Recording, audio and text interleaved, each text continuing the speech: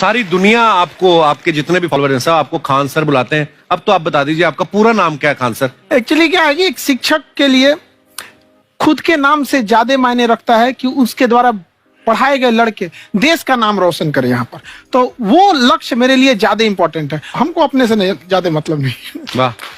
मैं खान सर के बारे में बता दूं कि इनका यूट्यूब पे जो एजुकेशनल चैनल है उसके 17 मिलियन मतलब 1,70,00,000 फॉलोअर्स ज्यादा है। अब 19 हो गए। 19 हो गए। बाप रे, क्या बात है, वाह। तो लॉकडाउन से पहले सर 30,000 थे। हाँ। एकदम लॉकडाउन के बाद जितनी आपकी सब्सक्रिप्शन बढ़ी है उतनी तो ओटीटी प्लेटफॉर्म्स की नहीं बढ़ी जितनी आपकी बढ़ गई। ये नेक काम की शुरुआत कैसे हुई थी खान सर? लॉकडाउन से पहले हम लोग ना ऐसे फिजिकली क्लास में ज्यादा पढ़ाते थे। अच्छा जी। क्लास में भी बहुत भीड़ रहती थी, लड़के पढ़ नहीं पाते थे। मजबूरी हो गई लॉकडाउन के बाद यूट्यूब पर पढ़ाना, क्योंकि दूसरा कोई ऑप्शन ही नहीं था। और हमको भी नहीं समझ में आया कि लोगों ने क्यों इतना ज्यादा सब्सक्राइब करते गए, क्योंकि हम तो वैसे ही पढ़ा रहे थे जैसे पहले पढ़ाते थे वहां पे। तो बस ये रहता है कि लड़कों को पढ़ाई से रिलेटेड उसको डाउट ना रह जाए कोई भी, क्योंकि जब हम लोग पढ़ते थे ना तो सबसे पीछे आते थे, हम लोग क्लास के पीछे बैठते थे। हम लोग मान लिए थे कि ये लोग बहुत अच्छे पढ़ने में, हम लोग का तो कुछ नहीं हो सकता है यहाँ पे। और घर वालों को भी लगता था तो जीव ले ला, कैसे भी काम चल जाएगा। बाद में हम लोग को पता चला ना कि टीचर की गड़बड़ी थी, हमारे ऊपर ब्लेम लगा दिया। सर आइए, बहुत बहुत स्वागत है आपका। वाकई एक्चुअली अगर पढ़ाने का तरीका इतना सरल हो, आसान हो, जैसे ना सर मुझे बचपन में ना मुझे हिस्ट्री का पढ़ने का बड़ा मजा आता था।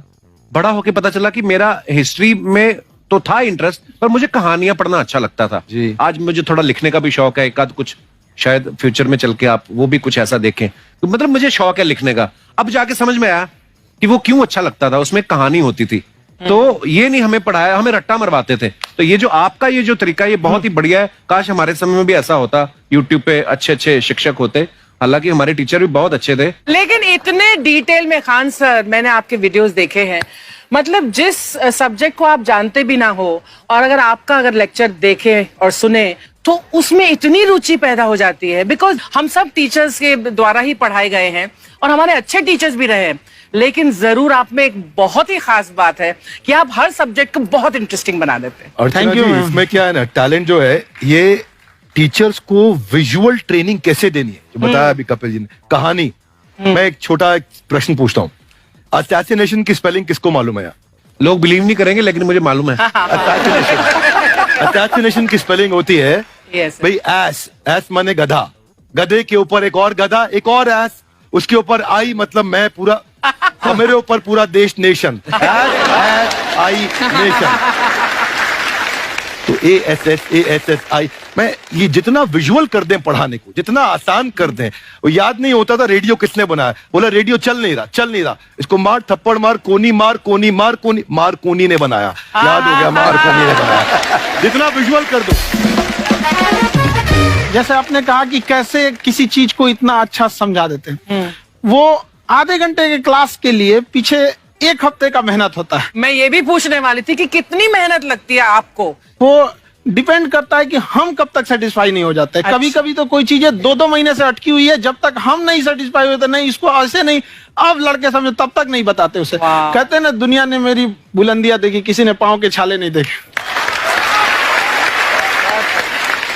क्या है ना कि हम लोग अपने स्टूडेंट लाइफ में इतना पीछे थे ना, कभी कभी अपने आप को से डर लगने लगता था, यार हम कहाँ आ गए, हमारा कुछ हो सकता है कि नहीं हो सकता है यहाँ पे। तो लेकिन ना कुछ सीखने का बड़ा शौक था। हाँ। तो जैसे एक फिल्म बनाने से पहले डायरेक्टर कितने महीने की प्रैक्टिस करता, 2 साल की मेहनत के बाद एक 3 घंटे की फिल्म बनाना पड़ता है। उस तरह से थोड़ा काफी मेहनत करना पड़ता है पीछे से, तब जाके समझ में आता है। और धीरे धीरे एक्सपीरियंस होने से थोड़ा समझ में आ जाता है कि क्या, कहाँ पे कौन सा चीज डाउट आएगा वहां पे। और आपसे पढ़ाई करने का ये भी फायदा है, ये पीट नहीं सकते ना यूट्यूब चैनल से, अंदर से निकल के थप्पड़ भी नहीं मार सकते। हमें तो पीटा इतना है ना, हम तो मतलब टीचर से सवाल नहीं पूछ सकते थे। और अभी बचपन में पूछ भी लिया ना कि सर सूरज कितना दूर है, तुझे जाना है उधर। मतलब ये नहीं कि बच्चे के साथ दोस्ती करो, उसके साथ। आजकल माहौल बहुत बदल गया है, अब तो बच्चों की पिटाई भी नहीं होती, हमारे टाइम बड़ी पिटाई होती थी। हम भी कहते हैं, हमसे भी लड़के नहीं पूछते हैं, क्योंकि उन्हें पूछने की नौबत ही नहीं आती है। क्लियर हो जाता है ऐसे ही। वाह, क्या बात है। मैंने देखा है सर आपके फॉलोअर्स में रवीना टंडन भी है एक, तो जब आप कहे कितनी मुस्कुराहट आई खान साहब तो जब कभी आप कोई नया वीडियो डालते हैं तो आप उनको पर्सनली मैसेज करते हैं कि किसी चीज पे डाउट हो तो कॉल मी एनी टाइम, ऐसा कर सकते हैं आप। अच्छा, विवेक सर के बारे में हमने सुना है कि किसी को बिजनेस रिलेटेड प्रॉब्लम हो तो 5 सेकंड के अंदर जवाब दे देते हैं। जब भाभी जी आपको तैयार होने के बाद पूछती मैं कैसी लग रही हूँ, 5 सेकंड में जवाब दे पाते हैं आप? देखिए, इसमें तो सभी लोग पीड़ित हैं और हर जगह, हर घर में ये जरूर सुना होगा सबने कि बच्चों के चक्कर में तुम्हारे साथ रह रही है, वरना तुमको तो कब का छोड़ के चली गई होती। ये बड़ी कॉमन बात है। So right. So right. Parmeet sir बोलते हैं आपको ऐसा? आप तो कभी नहीं बोलती होंगी। इनका उल्टा है, इनका एटीट्यूड पति वाला है वैसे, तो इसलिए। क्या प्रॉब्लम है? नहीं, कोई औरतों को प्रॉब्लम मतलब मर्दों से कम बिल्कुल मत समझो। नहीं, ठीक है, पर ऐसे मुक्के वगैरह नहीं मारने चाहिए आप। सर आपने अभी तक शादी नहीं की ना खान सर? नहीं। इतने पॉपुलर हो गए आप, आपका सेंस ऑफ ह्यूमर इतना अच्छा है, तो बड़े सारे प्रपोजल तो आते होंगे आपको। अभी तो इधर कुछ नहीं है ऐसा। खान सर पर्सनल सवालों का जवाब कम देते हैं। अच्छा, जैसे हम शादीशुदा लोगों को देखने के बाद हमको थोड़ा सा और अच्छा, कई बार ना इंसान ज्यादा मोटिवेशनल स्पीकर्स को सुन लेना तब भी कंफ्यूज हो जाता है। कोई कहता है बड़े सपने देखो, गाड़ी लो, बैंक बैलेंस बनाओ। कोई कहता है कि इच्छाएं नहीं रखनी चाहिए, ये दुखों का कारण है। हम किसकी सुने गुरुजी? सुने सबकी, करे खुद की।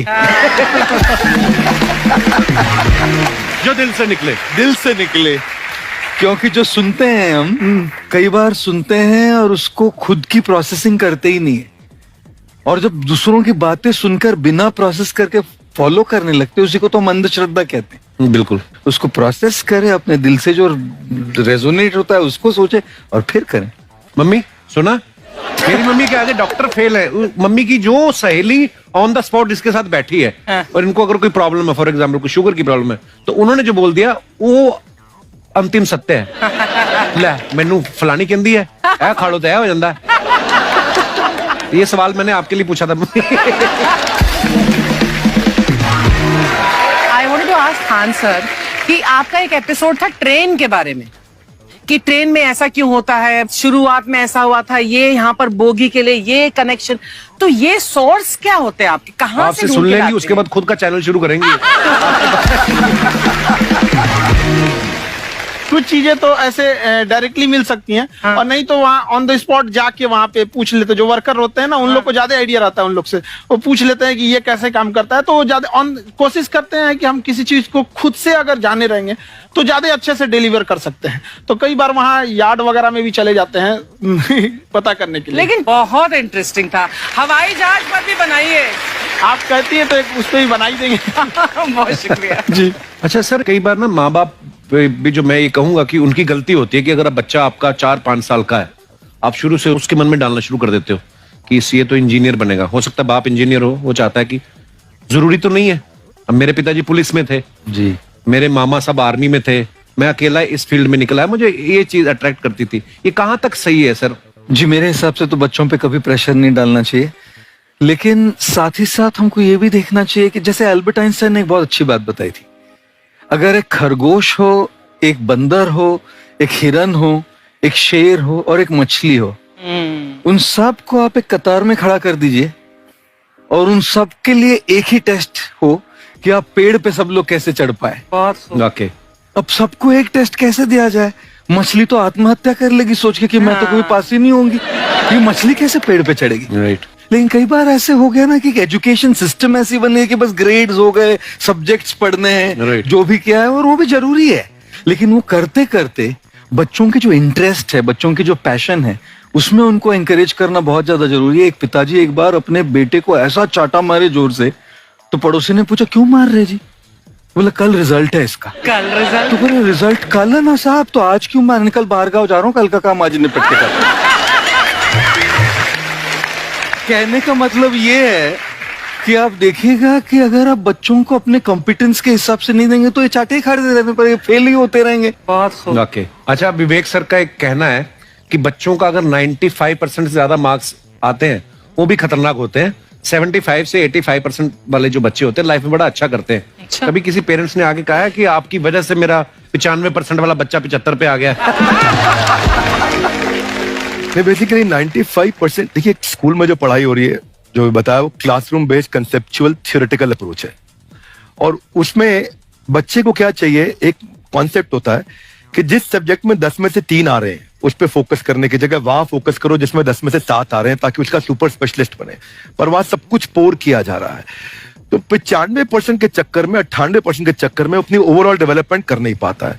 और ये पुराने पैटर्न्स के कारण हमारे यहाँ बच्चे डेवलप नहीं हो रहे हैं। अब पैटर्न्स इतने मजबूत हैं, तो मैं ये लोगों को बोलता हूं कि बच्चे को जो उसको आता है, जो उसको भाता है, जो बाजार चाहता है, जब इनका कॉम्बिनेशन बन जाता है तो बच्चा इतना सफल हो जाता है कि उसके मुकाबले कोई और खड़ा नहीं हो पाता। क्या बात है, बहुत अच्छी बात। मैं देखो, ये पुराने बिलीफ तोड़ने जरूरी हैं। आप जानते हैं गाय